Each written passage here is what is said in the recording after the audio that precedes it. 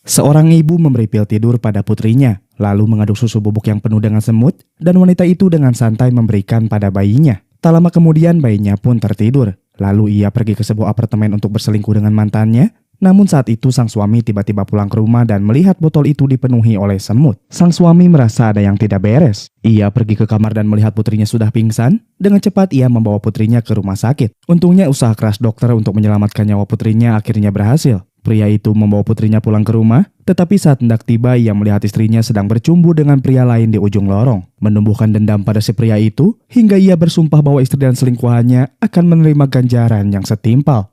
Semua bermula pada kisah pria bernama Minki, seorang suami yang sedang menganggur. Sehari-harinya Minki memasak, membersihkan rumah dan mengurus bayinya. Ia punya istri bernama Bora yang bekerja di suatu lembaga sekaligus menunjang kebutuhan keluarganya. Tapi tanpa sepengetahuan Minki, Bora diam-diam berselingkuh dengan mantan pacarnya bernama Kim.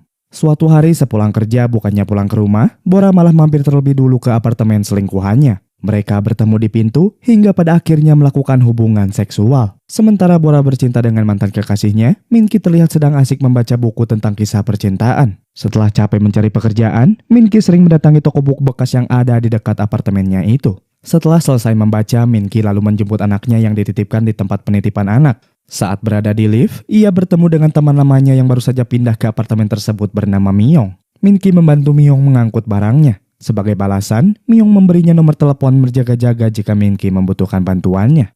Lalu saat berada di rumah, bayinya tiba-tiba rewel. Minki lalu bergegas memberikannya susu karena istrinya belum kunjung pulang. Namun terdapat semut di dalam susu formula itu. Tak ingin bayinya kenapa-napa, ia mengganti susu itu dengan stok lainnya. Di sisi lain, Bora masih bersenang-senang dengan selingkuhannya serta saling memotret satu sama lain. Bahkan foto-foto kebersamaan mereka tersimpan banyak di suatu album, menandakan bahwa perselingkuhannya bersama Kim sudah terjalin cukup lama. Bahkan saat melihat foto-foto itu, Bora menemukan sebuah cincin yang dimana kala itu hubungan mereka sudah sampai tahap bertunangan. Bora lalu memakainya dan terlihat cocok, membuat Kim yang melihatnya merasa bahagia.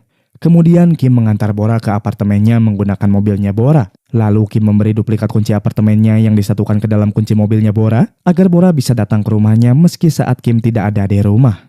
Kemudian di dalam apartemen, Minki terbangun oleh tangisan bayinya di tengah malam. Bora nampak sudah pulang namun ia malah merokok di dalam toilet, sehingga Minki lah yang menenangkan bayinya. Lalu saat pagi hari, Bora mulai memerankan perannya sebagai seorang ibu yang mengurus bayinya. Suaranya terdengar serak sehingga Minki bertanya kemana saja Bora pergi sampai pulang larut malam, di mana Bora beralasan bahwa ia pergi karaoke bersama teman-temannya, tanpa mengetahui bahwa suara seraknya tersebut karena Bora berteriak keenakan saat berhubungan bersama Kim. 밤샘 뭐 했는데 목소리가 그래? 학원 투자 문제로 접대까지 하다 보니까. Singkat cerita, setelah mengantar anaknya ke tempat penitipan, Minki lalu mencari pekerjaan. Namun beberapa kali ia melamar, semua perusahaan yang ia datangi tak kunjung menerimanya. Merasa lelah, ia pun kembali ke toko buku bekas untuk membaca. Selesai membaca, seperti biasa Minki pergi berbelanja kebutuhan rumah, sementara istrinya sibuk berbelanja pakaian di sebuah mall. Namun yang lebih parahnya lagi, ia membeli pakaian bukan untuk suaminya, melainkan hadiah untuk selingkuhannya. Bora dan Kim bahkan sudah janjian di mall tersebut. Namun Bora memutuskan untuk tidak menemuinya karena takut pulang telat, terlebih ia tak ingin suaminya kembali curiga.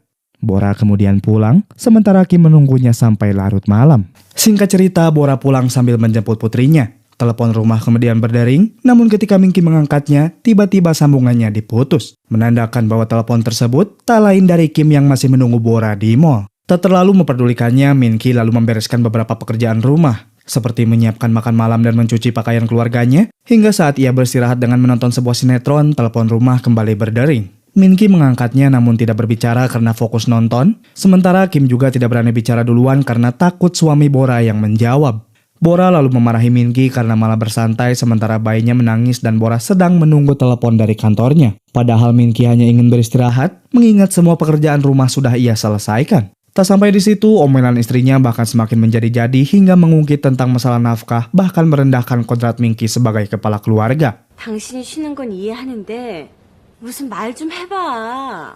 빵은 어느 집이 맛있는지, 새빵은 몇 시에 나오는지. 콘책이나 사 먹고 파고다 공원이나 가고. Minki lalu memilih pergi membersihkan karpet mobil Bora sambil meluapkan sedikit kekesalannya. Lalu ia tak sengaja menemukan sebuah struk gerbang tol dan mulai bingung karena menurut catatan pengeluaran yang mereka kelola, Bora tak pernah pergi melalui gerbang tol. membuat Min-ki sedikit curiga, namun ia memilih diam. Lalu pada malam harinya, Min-ki dan Bora saling mengisi bensin mereka satu sama lain. Dari ekspresi Bora terlihat bahwa ia sama sekali tidak menikmatinya, bahkan teganya lagi Bora malah mengingat masa-masa bersama selingkuhannya saat itu juga. Di keesokan harinya, Kim menemui Bora di kantornya. Ternyata Kim juga bekerja di tempat tersebut sebagai seorang desainer.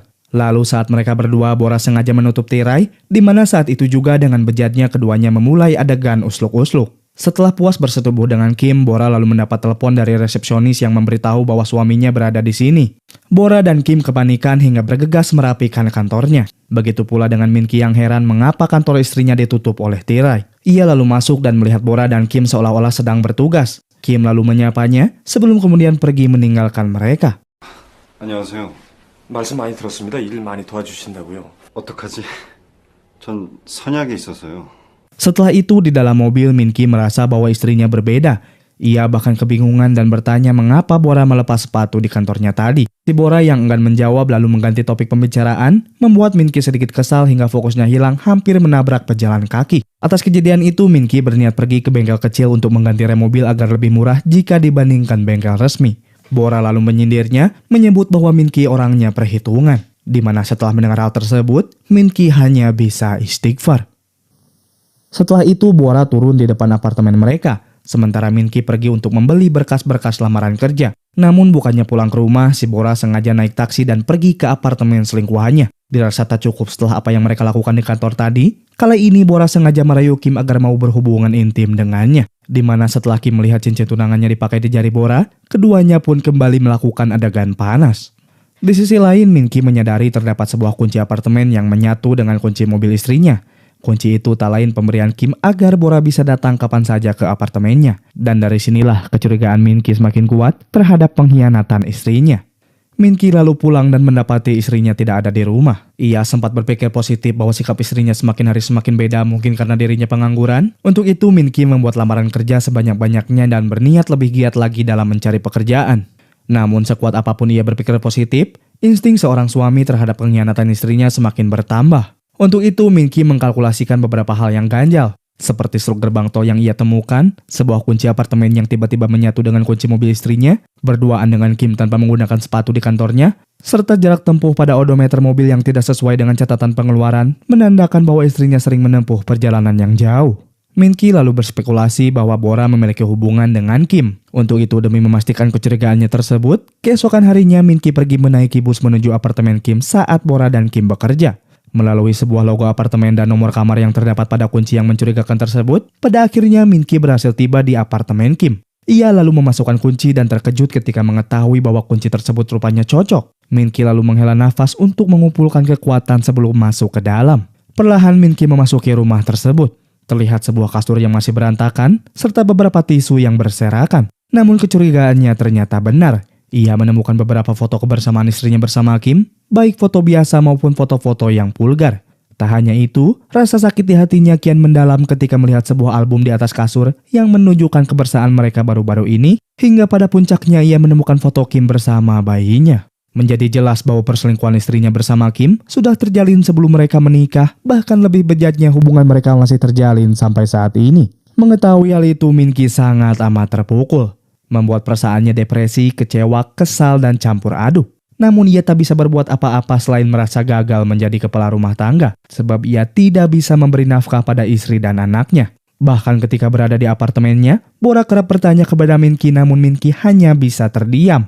Satu hal yang diucapkan Min-ki adalah bertanya apakah sekarang Bora bahagia dengan kehidupannya, di mana si Bora menjawab dengan menyuruh Min-ki untuk segera makan. Dirasa hatinya semakin kacau setiap Min-ki berada di dekat Bora, ia pun menemui bayinya yang sedang tertidur, menggenggam tangan mungilnya yang lembut, karena hanya bersama bayinya lah luka Min-ki bisa terobati. Keesokan harinya Min-ki pergi ke toko buku bekas, namun kali ini ia membaca buku-buku tentang misteri kejahatan.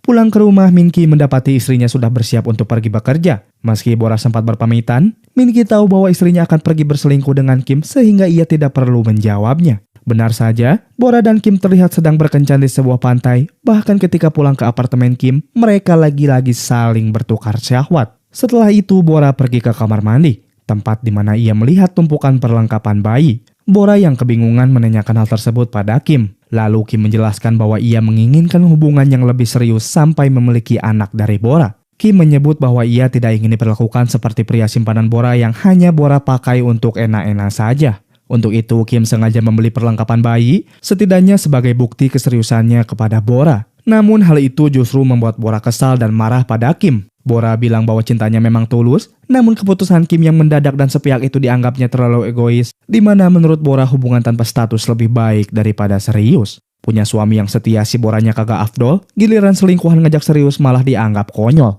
Benar-benar menggambarkan sebuah definisi wanita tertolol, di mana setelah itu Bora yang kesal tiba-tiba pergi begitu saja, bahkan saking kesalnya ia tak sengaja menabrak mobil seseorang di jalan.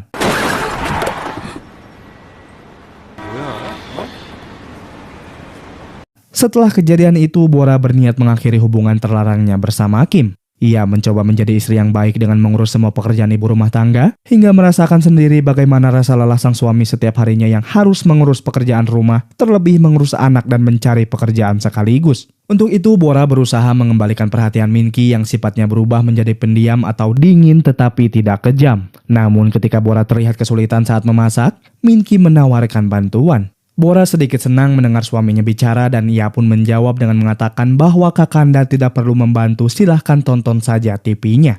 Mereka kemudian makan malam bersama dan terlihat bahagia, di mana akhirnya Bora meminta maaf selalu memarahi Min-ki sampai merendahkan harga dirinya sebagai kepala keluarga. Namun belum sehari kebahagiaan itu tiba, puncak dari semua permasalahan pun dimulai.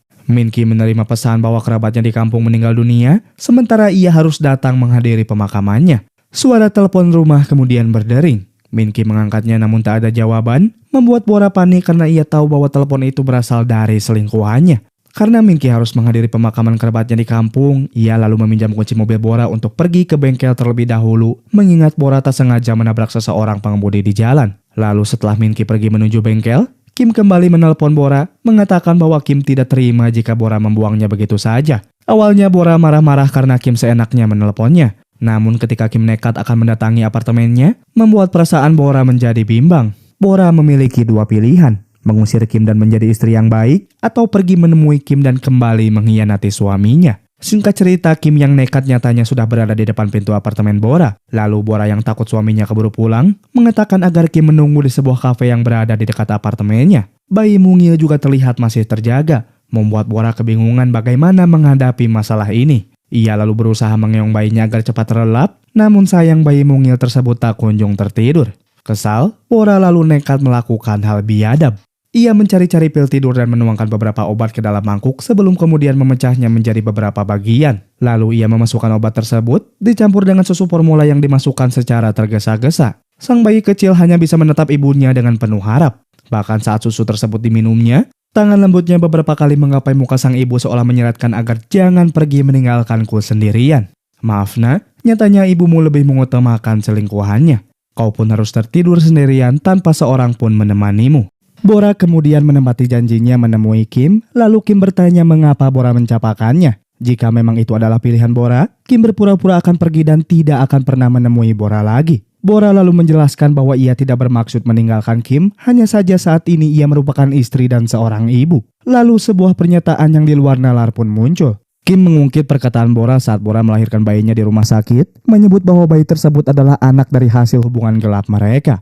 Di mana setelah mendengar hal itu, Bora kemudian meminta maaf. Menyerat sebuah pertanyaan jika memang bayi tersebut adalah anak Kim, maka selama ini Min-ki terpaksa hidup dalam kebohongan sebagai pengasuh bagi anak hasil hubungan terlarang istrinya. Kebejatan mereka bahkan berlanjut. Keduanya mulai bermesraan, bahkan sampai mabuk-mabukan. Di sisi lain, Min-ki merasakan firasat yang buruk. Ia lalu segera pulang ke rumah, hanya untuk mendapati bahwa istrinya sudah tiada. Ia lalu melihat botol itu dipenuhi oleh semut. Merasa ada yang tidak beres, Min-ki segera memeriksa bayinya. Betapa kagetnya Min-ki mengetahui bayinya demam tinggi dan tak sadarkan diri. Ia lalu bergegas membawanya ke rumah sakit. Tahap pemeriksaan pun dilakukan. Dokter mengidentifikasi zat penenang dewasa dalam sistem tubuh bayi, menandakan bahwa hal tersebut sama saja dengan memberinya racun. Dokter mendiagnosis jika Min-ki datang sedikit lebih lama, besar kemungkinan putrinya mengalami kerusakan otak, gangguan pernapasan, bahkan kematian yang disebabkan oleh dosis yang tidak sesuai dengan kebutuhan tubuh bayi. Di mana setelah mendengar hal tersebut, Min-ki sangat amat terpukul. Beruntungnya atas usaha keras dokter, nyawa bayi tersebut berhasil diselamatkan dan Min-ki sudah diperbolehkan untuk membawanya pulang. Ia pun lalu membawa pulang bayinya. Namun saat hendak tiba, ia melihat istrinya sedang bercumbu dengan selingkuhannya di ujung lorong. Tak lama setelah itu, Kim lalu berpamitan pada Bora. Min-ki yang saat ini hatinya hancur mencoba untuk bersabar dan menyempatkan untuk bersembunyi menunggu Kim pulang karena bagaimanapun putrinya masih membutuhkan sesosok ibu. Namun saat Kim hendak pulang, ia memilih untuk kembali ke apartemen Bora. Dirasa selingkuhan istrinya sudah pulang, Min-ki kemudian bergegas masuk. Namun saat ia membuka pintu, ia mendapati bahwa Kim sedang berhubungan intim dengan istrinya. Momen bejat itulah yang membuat kesabarannya habis, di mana Min-ki mulai membuat suatu rencana untuk balas dendam, menganggap bahwa putrinya tidak membutuhkan seorang ibu yang biadab. Keesokan harinya, Min-ki menitipkan putrinya di tempat penitipan anak. Lalu ia meminta Myong mengantarnya ke stasiun kereta api, beralasan akan menghadiri pemakaman kerabatnya di kampung. Jika kalian lupa siapa itu Myong, ia adalah teman lama Min-ki yang baru saja pindah ke apartemennya sekaligus menjadi tetangganya. Singkat cerita, Min-ki lalu memasuki kereta dan Myong memastikan keberangkatannya. Di mana saat Myong pergi dan kereta mulai bergerak, rupanya Min-ki malah turun dan perannya menaiki kereta hanya untuk mengelabui Myong. Min-ki lalu pergi ke apartemen selingkuhan istrinya, di mana setelah masuk, ia segera menggunakan sarung tangan. Ia lalu menemukan rambut Kim dan mengambilnya untuk sampel DNA. Mencari barang-barang lain yang sekiranya berguna bagi rencananya, hingga mengambil pisau milik Kim. Entah apa yang akan dilakukan Min-ki, yang pasti ia terlihat sangat percaya diri. Kemudian pada sore hari, Bora pulang ke apartemennya setelah selesai bekerja. Ia sedikit bingung karena lampu rumah belum dinyalakan, menandakan bahwa suami dan bayinya belum pulang. Tak terlalu memperdulikannya, Bora kemudian pergi ke ruang make up. Namun setelah melihat fotonya saat selingkuh berada di balik cermin, Bora kemudian terkejut. Ia tak pernah membawa foto tersebut ke rumah, terlebih foto itu hanya ada di apartemen Kim. Berpikir bahwa itu perbuatan Kim untuk menakut-nakutinya, Bora kemudian menelpon Kim dan menanyakan maksudnya. Karena jika foto tersebut dilihat oleh suaminya, maka tamatlah sudah hubungan mereka. Namun Kim tidak mengerti perkataan Bora sedikit pun. Lampu rumah dan sambungan telepon tiba-tiba mati, di mana tangan seseorang terlihat sengaja mematikannya. Lalu saat Bora diliputi kepanikan dan ketakutan yang luar biasa, Min-ki kemudian muncul menyerangnya. Mencekik lehernya dengan sangat keras, serta tak lupa menghubungi Kim agar Kim mendengar suara Bora yang kesakitan. Tak sampai di situ, Min-ki juga mengakhiri istrinya dengan cara yang sangat brutal.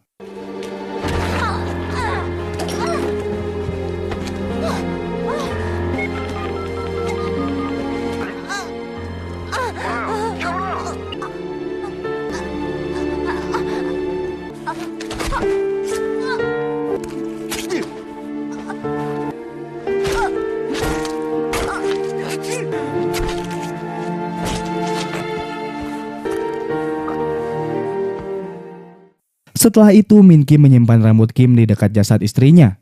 Ia juga membawa kain yang dipenuhi dengan darah Bora, sebelum kemudian mengunci rumah sambil menghapus sidik jarinya di kunci tersebut. Tak lupa, Min-ki juga membiarkan kunci itu tetap menggantung. Lalu saat ia berada dan mengapati di bawah apartemen, perkiraannya mengenai Kim yang akan mendatangi Bora karena kekhawatirannya ternyata benar. Sementara Kim masuk dalam perangkapnya, Min-ki dengan santai pergi menuju apartemen Kim. Ia lalu menempelkan bekas darah Bora dari kain yang dibawanya ke sebuah cermin, sebelum kemudian pergi dengan bersantai di sebuah kereta. Di keesokan harinya, Myong terlihat memasuki rumah Min-ki yang tampak tidak dikunci. Entah apa tujuan yang sebenarnya, yang jelas Myong terlihat mencari-cari perlengkapan bayi. Ia lalu membuka kamar Bora dan terkejut melihat Bora sudah tewas bersimpah darah. Di mana setelah melihat kejadian itu, siang harinya kepolisian memenuhi apartemen tersebut untuk melakukan serangkaian investigasi. Di waktu bersamaan, Min-ki mulai memainkan perannya sebagai suami yang cemas serta gelisah mendengar istrinya sudah tewas. Di balik aktingnya yang terlihat natural itu, membuat para tetangga dan kepolisian seolah percaya dan menenangkannya. Sementara di dalam, para kepolisian menemukan barang bukti berupa cincin yang dilepas secara paksa, sidik jari pada sebuah kunci, hingga rambut Kim yang mereka temukan di samping jasad Bora. Tak hanya itu, sebagian polisi juga menyelidiki apartemen Kim hingga menemukan bekas darah yang samar di cermin kamar mandinya. Dari bukti-bukti tersebut, kepolisian sudah cukup kuat untuk menetapkan bahwa tersangka di balik kematian Bora tak lain adalah Kim selaku selingkuhannya. Tapi untuk menggali penyelidikan lebih lanjut, sialnya kepolisian harus melakukan interogasi pada Min-ki dan Myong selaku orang yang dekat dengan korban. Namun beruntungnya Min-ki sudah menyiapkan beberapa alasan serta menceritakan tanpa sedikit pun memiliki keraguan. Min-ki lalu menjelaskan bahwa kemarin ia mengantar bayinya ke tempat penitipan anak, lalu pergi ke kampung untuk melayat kerabatnya menggunakan kereta sekaligus disaksikan oleh Myong. Kepergian Min Ki terbukti valid melalui tiket kereta, terlebih Myung juga mengkonfirmasi hal tersebut. Sementara alasan Myung masuk rumah Min Ki hingga menemukan jasad Bora, hal itu terjadi karena Min Ki menelponnya dan meminta bantuan untuk membawa perlengkapan bayi ke tempat penitipan anak. Karena saat Min Ki melihat Kim dan istrinya bersetubuh, mereka langsung pergi tanpa membawa perlengkapan bayi sedikit pun. Bahkan rekaman telepon Min Ki dan Myung juga diputar, memastikan bahwa keduanya tidak terlibat dalam kasus tersebut. Kim terlihat duduk tak berdaya di depan polisi yang memakai singlet, tak menyangka bahwa ia dijadikan sebagai tersangka. Meski ia berusaha membantah semua tuduhan, pada akhirnya dengan segala bukti yang terkumpul, membuatnya dijebloskan ke sel tahanan. 묵비권에 당신한테 더 불리할 수 있다는 거 알고 뭘 봐 이 씨발놈아 씨발.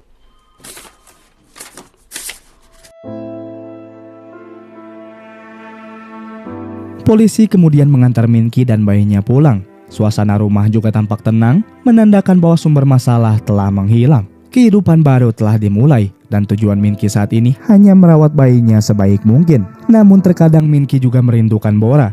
Ia melihat foto-foto Bora saat masih bersamanya, membuatnya menangis dan meminta maaf karena menjadi suami yang gagal. Min Ki bertanya-tanya apakah dengan membunuh Bora adalah pilihan terbaik atau malah sebaliknya. Karena Bora hidup pun perilakunya kepada Min Ki dan anaknya sudah sangat keterlaluan. Ia pun lalu membakar semua foto-foto Bora dan menghapus semua kenangannya, di mana setelah itu untuk pertama kalinya Min Ki bisa makan dengan lahap dan damai. Min Ki menganggap bahwa bayinya tidak membutuhkan seorang ibu yang biadab, menyiratkan bahwa pengkhianatan adalah kebiasaan dan bukan sebuah kecelakaan, karena sekali selingkuh hati seseorang terbiasa mendua.